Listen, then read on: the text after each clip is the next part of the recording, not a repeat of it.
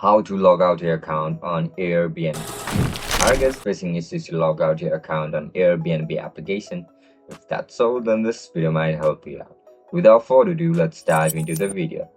To log out your account on Airbnb, first of all, open Airbnb app on your mobile device. Once you open the app, log in into your account with your registered email and password. If you don't know how to create an account on Airbnb, then make sure to check out our guide on how to do it. Once you enter the home page, look at the right bottom of the screen where you can see this profile icon. Just simply tap on this profile icon. After you tap on it, you'll be forwarded to this interface where you can see multiple options at this section. Now just simply scroll down.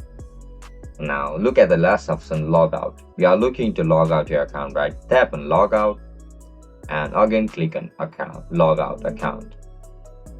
Once you tap on logout, your account will be instantly logged out from Airbnb application. And that's it guys, that's how you're going to log out your account. If you guys found this video helpful, don't forget to like, share and subscribe to our channel. Bye bye.